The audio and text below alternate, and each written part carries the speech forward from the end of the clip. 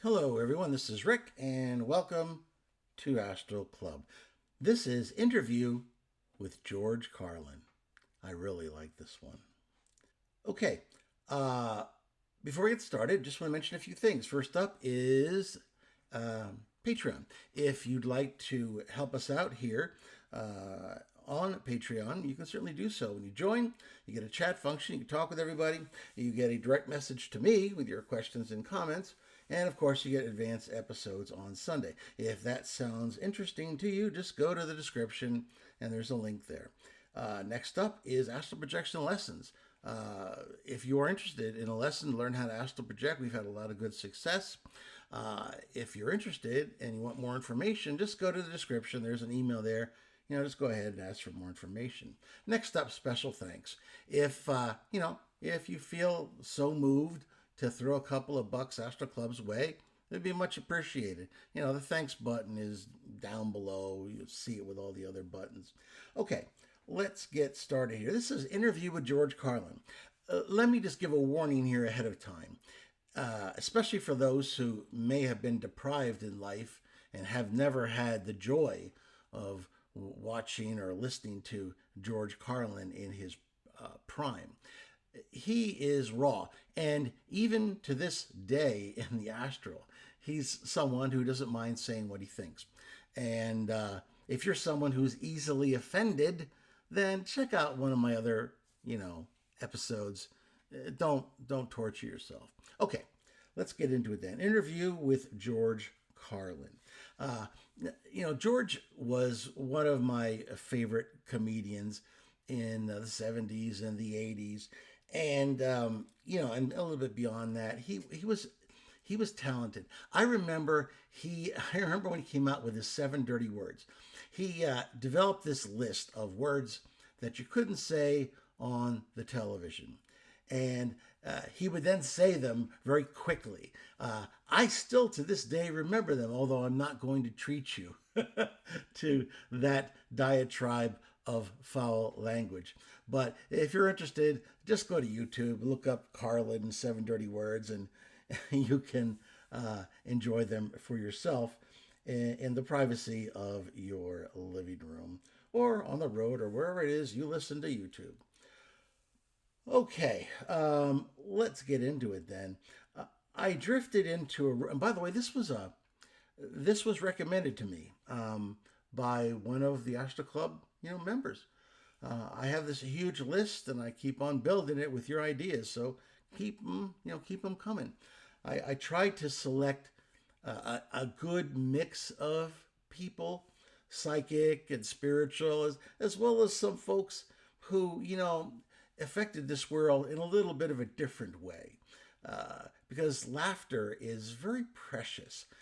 Scientists tell us that when you laugh, all kinds of wonderful chemicals are released and you feel better and you're actually become healthier. Somebody who laughs, their lung capacity is better. I mean, it's just a wonderful thing. So I think comedians in their own way are helping the spirituality of this planet. Although George Carlin certainly wouldn't necessarily put it that way. So let's get into it. Anyway, I drifted into a room that looked like a backstage dressing room. There, in an overstuffed, distressed leather chair, smoking a blunt, sat George Carlin.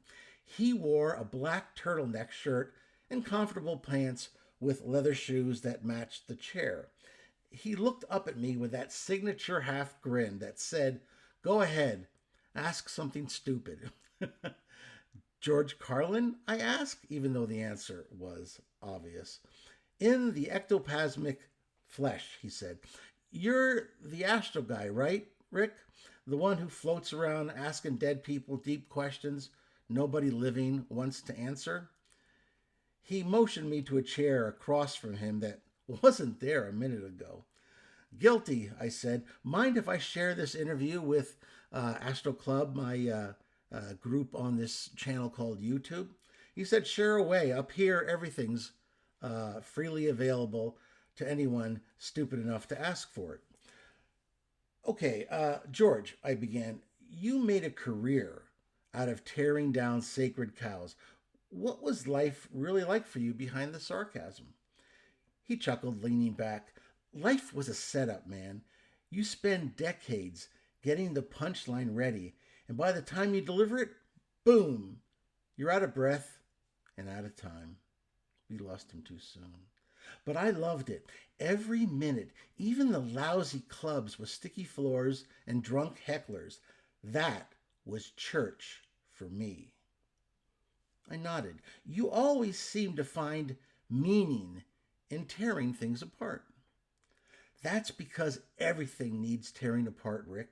Institutions, dogmas, patriotism, religion, politics. These are just costumes for the human ego.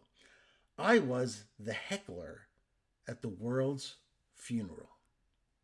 Okay, George, let's talk modern politics. I said, you saw Trump rise from afar. Carlin laughed so hard that the lights actually flickered. Oh, I called that guy before he even ran. America loves bullshit, Rick, and Trump was the Picasso of it. The man sold gold-plated bullshit with his name on it. You gotta admire that kind of honesty. So, you think Trump was honest? In the Carlinian sense, yeah. He didn't hide what he was. He didn't pretend to be noble. That's more than I could say for most politicians. He was the loudspeaker for America's shadow self, the greed, the narcissism, the stupidity. He was a walking mirror with a bad tan. Okay, I said. Let's look at the other side. What about woke culture? You've got people being canceled over jokes that you used to do on live TV. Carlin rolled his eyes. Oh, don't get me started. The right wants to control what you do in bed, and the left wants to control what you say in public. It's the same disease with different branding. He pointed a spectral finger at me. Back in my day, censorship came from priests and presidents. Now it's coming from people with pronouns in their bios and moral superiority complexes. They think they're changing the world, but they're just rearranging the guilt furniture. So, what would you say to the woke generation? I'd say, lighten up. The world's dying. Your food's poisoned. Your oceans are plastic. But sure, go ahead and cancel a comedian for saying the wrong word. That'll fix everything. Humor's supposed to punch holes in the illusion, not reinforce it. I hesitated with the next question. But heck, how often am I going to get a chance to talk to George Carlin? So I ask it anyway. George, there's a lot of debate these days about what constitutes a woman. Thoughts? He raised an eyebrow. Oh, we're going there, huh? Good. The afterlife's boring without controversy. He leaned forward. Look, I spent my whole career saying this. Language matters, but people matter more. If someone wants to be called something, fine, call them that. That's basic decency. But don't pretend biology took a coffee break because you're uncomfortable. So you'd still make jokes about it? Of course. Comedy is supposed to poke the contradictions, not solve them. The minute we stop laughing at absurdity, we're lost. Humans have been confused about gender, power, and sex since they invented mirrors. It's not new, it's just noisier now. He smirked. Half the world's arguing about who gets to use which bathroom while the oligarchs are selling the plumbing. Do you think humanity is doomed? I asked. He shrugged. Probably, but that's not news. The planet will be fine. It's the people who are screwed. You can't have a species addicted to consumption, delusion, and self-righteousness and expect a happy ending. But hey, Maybe you astral travelers will inherit the earth. I'll pass, I said. Too many service fees. Carlin grinned. That's the spirit. Remember, it's all one big freak show, and every generation thinks they're the first to see the clowns. As the interview wound down, Carlin flicked his astral weed, and the ember turned into a small, glowing planet. Take this back with you, Rick, he said.